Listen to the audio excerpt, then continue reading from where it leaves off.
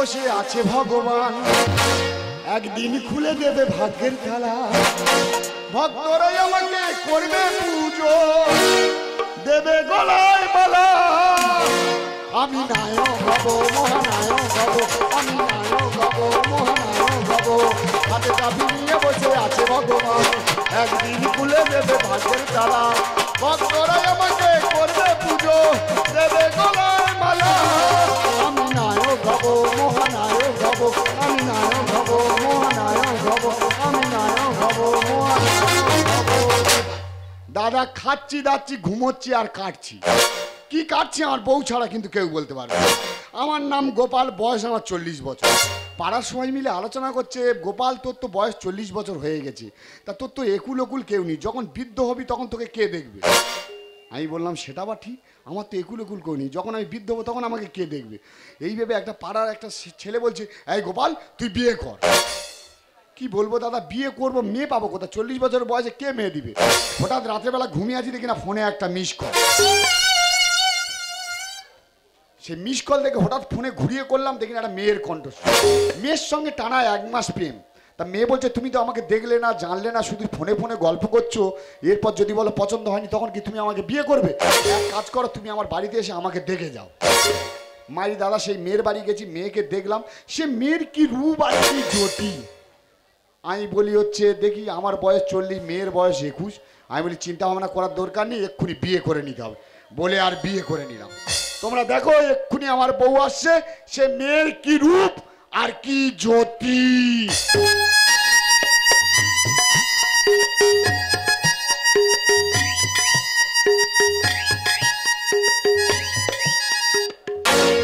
তোমায় দেখলে মনে হয় তোমার পেটের ভিতর আমার বাচ্চা কোথায়। তোমায় দেখলে মনে হয় তোমার পেটের ভিতর আমার বাচ্চা কোথায়, তোমার পেটের ভিতর আমার বাচ্চা কোথায়। কি বললাম? কি রূপ আর কি জ্যোতি।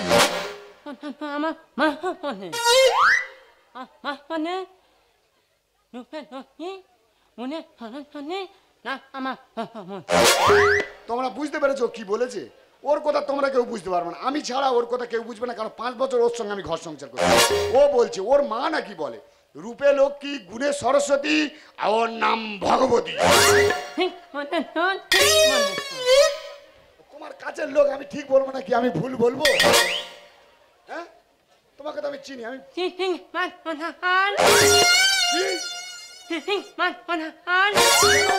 কি চিটিং বাজি করলাম?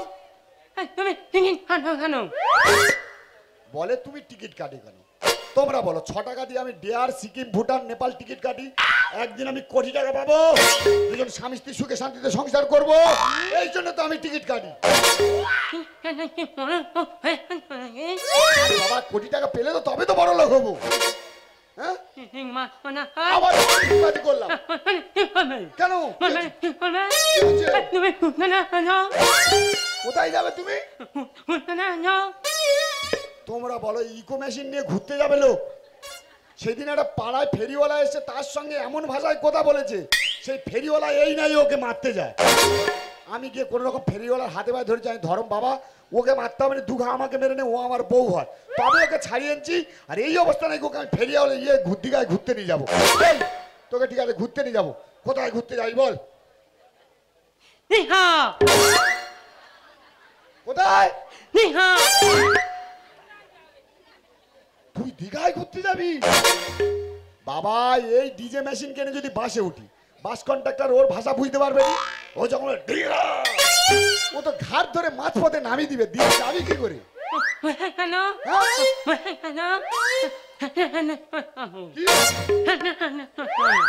বলে নাকি বাস হলো নামিয়ে দিলে নাকি ওই হেঁটে হেঁটে চলে যাবে।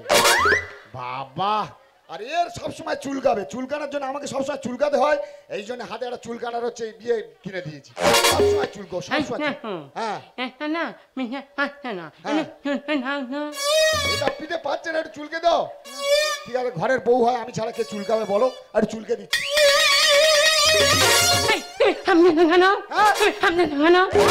আমি খামতেছি, আমি তো চুলকে দিয়েছি, আমি খামতেছি। হ্যাঁ এই তুমি সেদিন হচ্ছে পুকুরের পাড়ে বাওলা গাছের উপর থেকে পুকুরে ঝাঁপ মারতে দিলে কেন গো?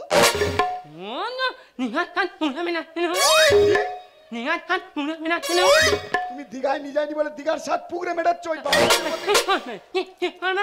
তাহলে এই যে প্রসেনজিৎ কিংবা মিঠুন আসবে ঠিকঠাক ভাবে আসবে? ঠিক আছে, অনেক গল্প গুজব হয়েছে, কালকে সকালবেলা আমাকে আবার টিকিট কাটতে যেতে হবে। তুমি বলো কি রান্না করেছো, বলো খাবো দাবো, আমাকে সকালবেলা টিকিট কাটতে। কি রান্না করেছো? হ্যাঁ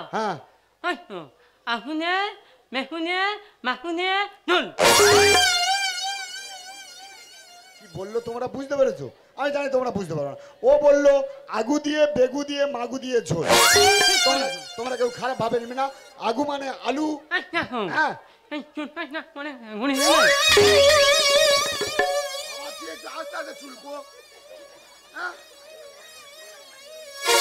কি বললো বলো দিদি? আগু দিয়ে বেগু দিয়ে মাগু দিয়ে ঝোল। তোমরা কেউ খারাপ ভাবে না। আগু মানে আলু, বেগু মানে বেগুন, আর মাগু মানে মাগুর মাছ। ঠিক বলেছি? তাহলে তুমি আমাকে দুটো খেতে দাও, খেয়ে দিয়ে আমি আবার সকালবেলা লোটায় টিকিট কাটতে যাবো।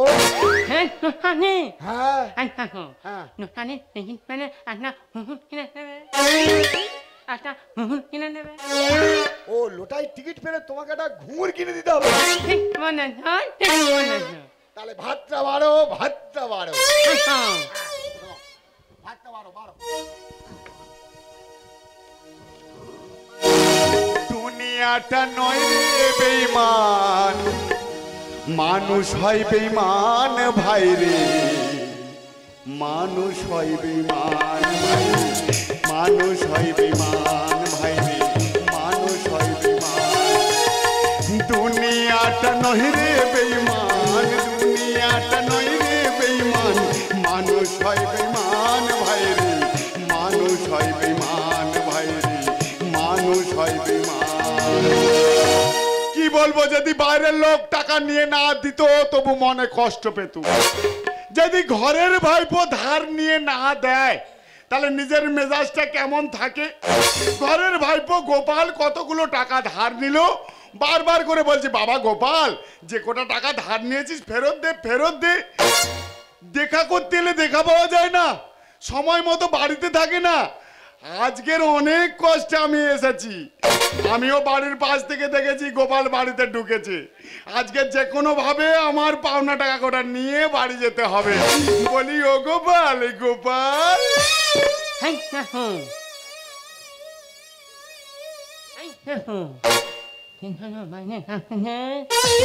তুমি বুঝতে পারো নি কে ডাকতেছে? কাকা বাবু তো। আসতে বলো, আসতে বলো, আসতে বলো, আসতে বলো। আরে কাকা টাকা চাইতে এসছে। তোমাকে যদি বলে ভাইপো ঘরে আছে, তুমি বলবে নেই,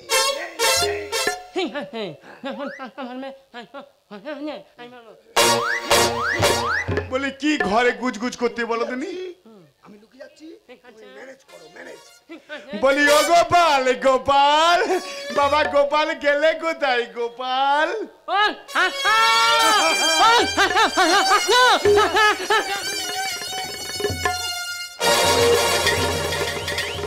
তুমি কাপড়টা ঠিক করবি না? বাবা বলি কাপড়টা ঠিক করবি না, বলে নাকি ও তো নাকি সবাই দেখে। তো তোর একটা এল নেই, তোর একটা এল নেই। কাকা বাবু বয়স্ক লোক এসে তার সামনে হয়ে যাচ্ছে, তোর এল নেই। তোর জন্য ধরা পড়ে গেল। বলি ও গোপাল, গোপাল অনেক সময় তোমাদের মধ্যে কথা বললে আমি যেটা বলতে এসেছিলাম। বলো কাকা বলো। বাবা আমি যে কটা টাকা পাই তুমি অনেকদিন ধরে দিচ্ছ না, আমার টাকা কটা দাও, আমি বাড়ি চলে যাই। বাবা তো দাও দাও দাও, আমি বাড়ি চলে যাই। বাবা আমার আর সহ্য হচ্ছে না, তুমি আমার টাকা কটা দাও দেখি। বাবা তা আজকে না দি কালকে দেবো, কালকে না দি পরশু দিন দেবো, আর পরশু দিন যদি না আমি দিই।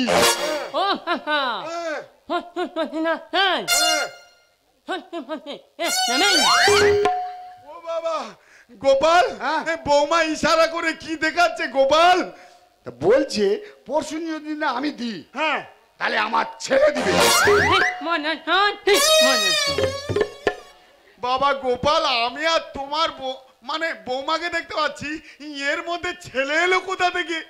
ও কা, তোমার বৌমার তো দিন মাস হয়ে এসেছে, আর কদিন পর ছেলে হবে। বাপের দেনা ছেলে শোধ করবে না। ঠিক তো, কিন্তু বাবা ওই পেটের ভেতরে গোসাপ আছে কি ডাইনোসর আছে আমি বুঝলাম না, আর ও এসে আমার টাকা ধার বাবারে টাকা পায় দুটো কথা বলবে, তুই ওরম এরম দেখাচ্ছি কেন? এরম বাবা মেনে নে, টাকা পেলে অনেক লোক অনেক কথা বলে, গায়ে নিলে হবে না। শান্ত হ, তুই ওরম করছি কেন? শোন, কাকাকে আমি ম্যানেজ করছি, ঠিক আছে? ম্যানেজ করি দাঁড়া। বলে ও গোপাল, কাকা তুমি টাকা তাড়াতাড়ি ব্যবস্থা করো, আমি কিন্তু আর লেট করতে পারছি না। টাকা পয়সার গল্প পরে হবে, অনেকদিন পর ভাইপোর বাড়ি এসছো, ভাইপো এক্ষুনি যাবে নিশ্চিন্দপুর, 2 কেজি খাসির মাংস নিয়ে আসবে। আচ্ছা, তোমার এই ইকো বৌমা রান্না করবে, দুজনে মিলে খাবো। আচ্ছা, খেয়ে তারপর আলোচনা করবো। না বাবু না, ওই তোমার ছেদো গল্পে আমি আর ভুলছি না।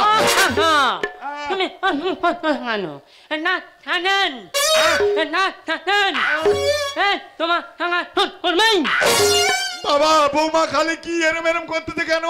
বৌমা বলতেছে এটা চ্যালেঞ্জ, আমার ছেলে তোমার টাকা শোধ করবে।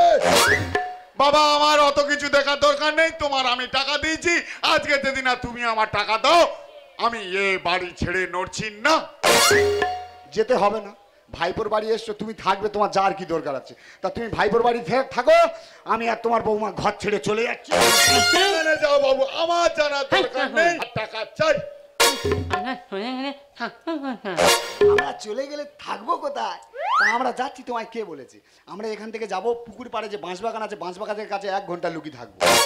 কাকা ঘরে একা বিরক্ত বোধ হবে, ফট করে চলে যাবে, আমরা আবার ফট করে ঢুকে যাবো।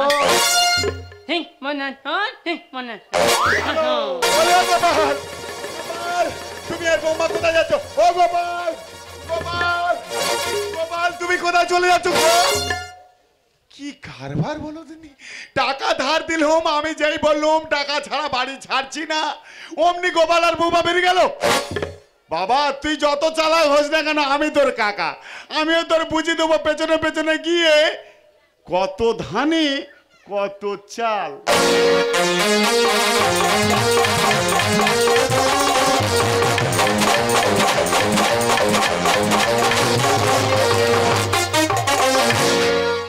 বউকে 5 দিন নার্সিংহোমে ভর্তি করেছি, ডাক্তার বলছে আজকের হবে, কালকের হবে, পরশু দিন হবে, এই বলে 5 দিন কাটিয়ে দিই। তবে আমার কোনো অসুবিধা হচ্ছে না, বউকে যা খাবার দিচ্ছে ও হাফ খাচ্ছে, আমি হাফ খাচ্ছি, ও বেডে শুয়ে আছে, আমি ফুটপাতে মশার কামড়ে শুয়ে আছি। কিন্তু ডাক্তার ম্যাডাম বলেছে নাকি কয়েকটা রিপোর্ট করতে হবে, রিপোর্ট যদি ঠিকঠাকভাবে আসে তাহলে আমার বউয়ের নর্মাল বাচ্চা হবে কি সিজারে বাচ্চা হবে সেটা ডাক্তারবাবু ডিসকাস করে। কিন্তু সেই ডাক্তার ম্যাডাম এখনো রিপোর্টটা নিয়ে আসতে কোথায় গেছে? কতদিন আর মশার কামড় খাবে বলো দিদি? 212 নম্বর ওয়ার্ডের পেশেন্টের লোক কে আছেন? কেন ম্যাডাম? আমি আছি। ও আপনি আছেন? হ্যাঁ। আপনার স্ত্রী রিপোর্টগুলো দেখলাম, হ্যাঁ, আর দেখে যেটা মনে হলো হ্যাঁ, আপনার স্ত্রী বাচ্চা হ্যাঁ, দুজনেই ক্রিটিক্যাল কন্ডিশনের মধ্যে আছে। থাকবে না? সেদিন বাউলা গাছের উপর থেকে পুরো ঝাম মেরে ও ছেলে আর ঠিক আছে, ও ঘুরে গেছে। হ্যাঁ ম্যাডাম ইমিডিয়েট সিজার করতে হবে। ইমিডিয়েট সিজার করতে হবে? তাহলে করুন। কিন্তু আমাদের নার্সিংহোমে একটা সিস্টেম আছে। আবার কি সিস্টেম? আর সেই সিস্টেমের মধ্যে দিয়ে আপনাকে চলতে হবে। হ্যাঁ বলুন কি সিস্টেম? আগে ক্যাশ কাউন্টারে গিয়ে 50,000 জমা করে দিই, তারপরেই আমরা পেশেন্টকে ওটিতে নিয়ে যাব। বাবা টিকিট কেটে কেটে যা জায়গা জমি ছিল সব বেঁচে দিয়েছি, পকেটে একটা চানা পয়সা নেই, বিড়ি খাবো লোকের কাছে চেয়ে খাচ্ছি, আর ম্যাডাম বলছে 50,000 টাকা দিলে তবে সিজার হবে। ম্যাডাম কিছু একটা ব্যবস্থা করা যাবে না ম্যাডাম? এটা তো নার্সিংহোমের সিস্টেম, আর সিস্টেমের বাইরে আমরা যেতেই পারি না। আপনি বা কি করে যাবেন? আপনি ম্যাডাম আপনি কি করে যাবেন? নার্সিংহোমের সিস্টেম যদি 50,000 টাকা দিলে তবে অপারেশন হবে, তাহলে তো হচ্ছে কি করা যায়? 50,000 টাকা কোথায় পাবো? মনে পড়েছে, আমার কাকা এদিক থেকে যা পারে হোক, ভালো মনের মানুষ, কাকার কাছে গিয়ে এমন অভিনয় করব কাকা 50,000 টাকা দিতে বাধ্য। আমি এখন চললাম কাকার কাছে। গোপাল রে ও গোপাল, দাদা রে ও গোপাল, করিস নে আর বাড়াবাড়ি, পাওনা টাকা দিলে আমি যাবো চলে যে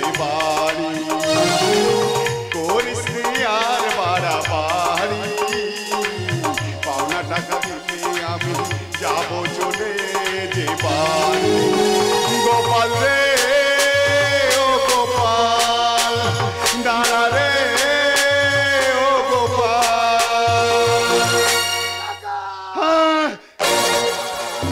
কাকা বড় বিপদে পড়েছি কাকা।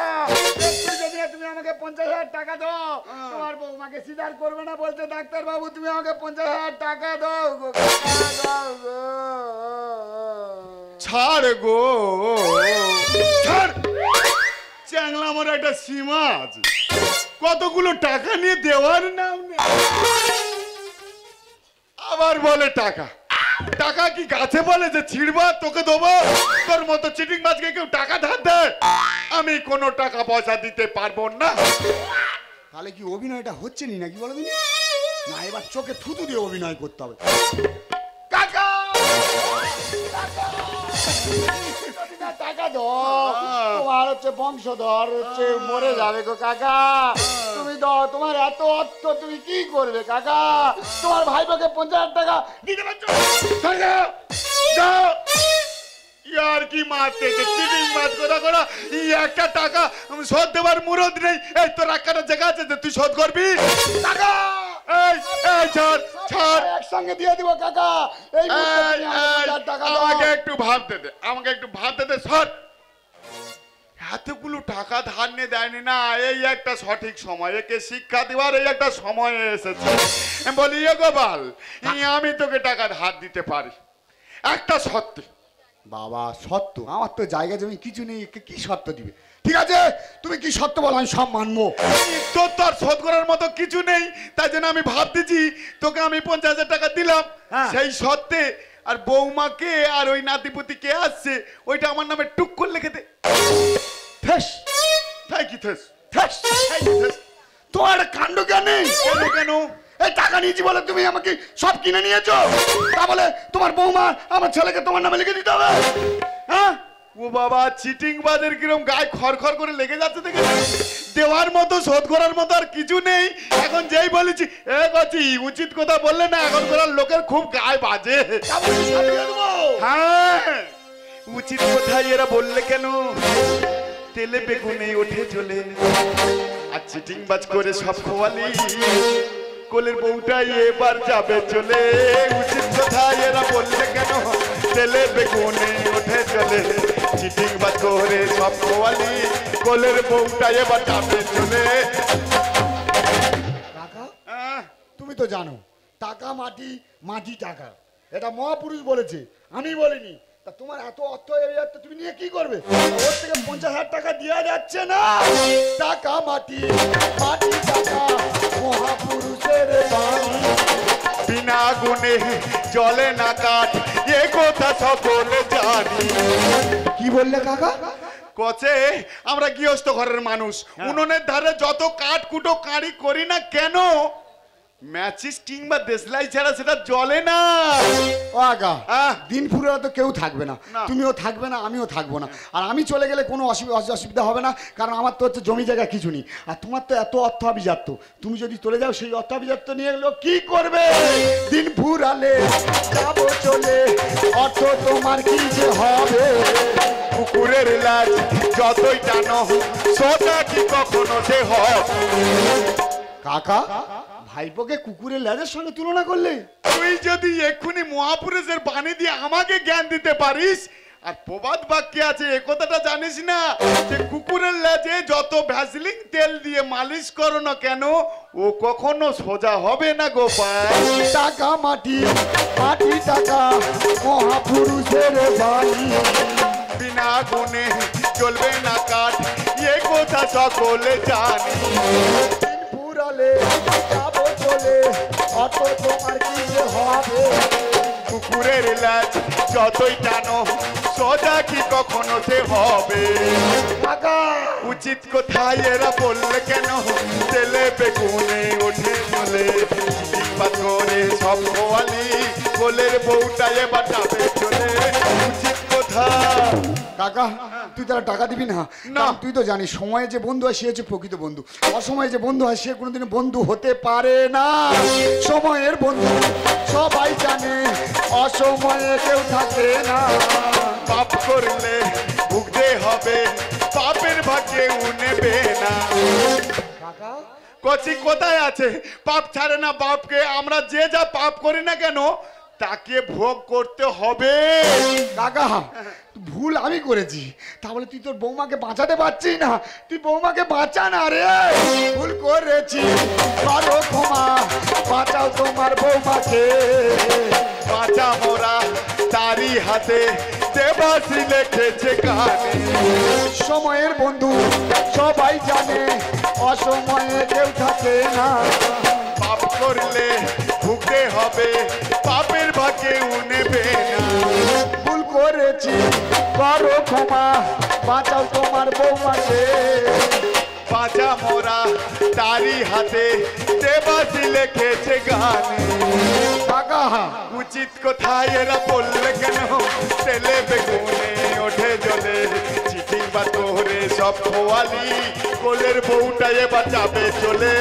উচিত কোথায়? কাকা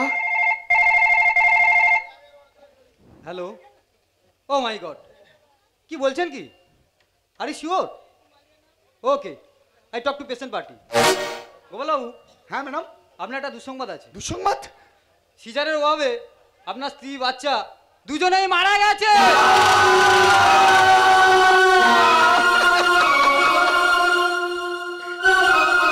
এ হতে পারে না ভগবতী, তুমি আমাকে ছেড়ে যেতে পারো না। এই কাকা, কি দোষ করেছিলাম আমি? সামান্য কিছু যদি পয়সা দিয়ে সাহায্য করতে, তাহলে আমি আমার বউ ছেলেকে হারাতাম না। আজকে তোর জন্য আমি আমার বউ ছেলেগুলোকে হারিয়ে পড়লাম। দোষ করেছিলাম আমি, সাজাটা তুই আমাকে দিতে পারবি। দোষ করেছিলাম আমি, আমাকে সাজাটা দিয়ে আমার বউ ছেলেকে কেন সাজাটা দিল? বল না কাকা, তুই বল না কি পাপ করেছিলাম আমি?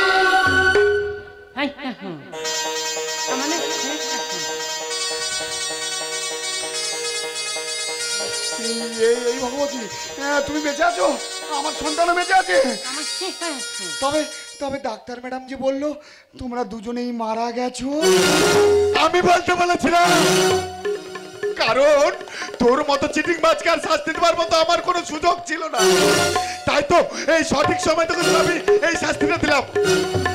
যখন যখন তোর পিছনে আমি টাকা জন্য আসি, তখন জানিস বাবা, তখন আমি তোকে দেখলাম এই নার্সিং হোম চত্বরে।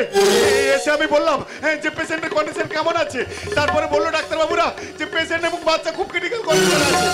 আমি কাউন্টারে 50,000 টাকা দিয়ে আসি। তারপরে ডাক্তারবাবুদের বলতে বলে দেই, আপনারা গোপালকে এই দুঃসংবাদটা দেবে, তার একটাই কারণ, গোপাল তুই বলতে পারিস আজকের যেদিন আমি এই পয়সাটা দিতাম, তাহলে তো তোর বউ বাচ্চা দুজনেই মারা যেত রে গোপাল। বলতে পারিস এই টিকিট কাটার নেশায় মত্ত হয়ে তুই নিজেকে কত বড় ধ্বংসের পথে নিয়ে গেছিস? তুই বল না, তুই বল না, এই সমাজে কে টিকিট কেটে কে বড় লোক হতে পেরেছে? বল না কে ধনী হয়েছে, কে কোটিপতি হয়েছে? আমি বলতে পারি কে কে এখান থেকে ভিখারি হয়েছে, কে খুঁজছে জমি, কেউ খুঁজছে গাড়ি, কেউ খুঁজছে বাড়ি, কেউ হয়েছে সর্বহারা। আরে লটারি ব্যবসা তো সম্পূর্ণ ইন্টারনেট জুয়া। তুই সেই জুয়ার মধ্যে পড়ে সর্বশান্ত হয়ে গেছিস গোপাল।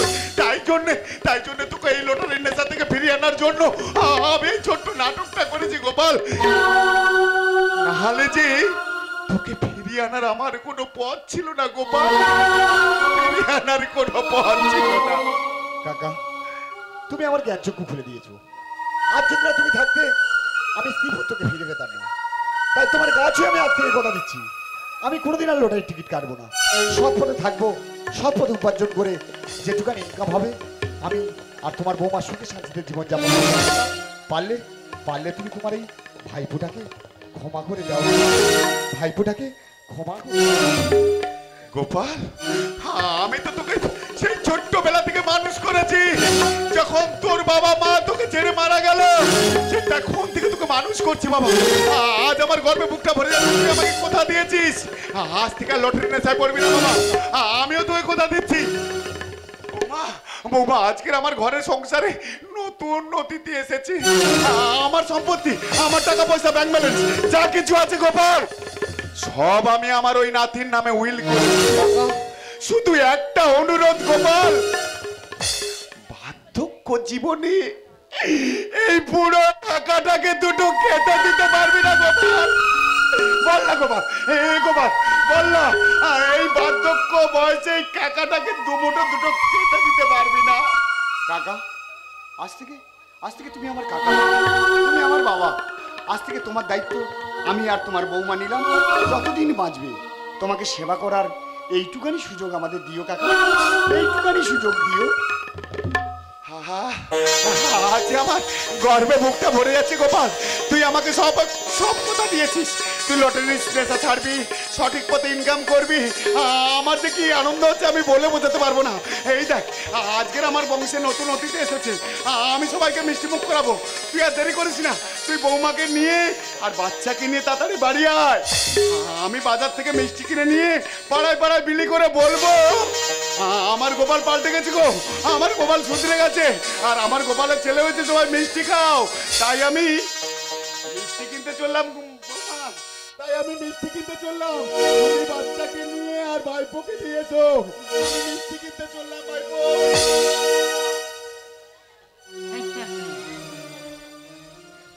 তুমি যে কাকাকে বলতে আর দিন আসবে না, আসবে না তো।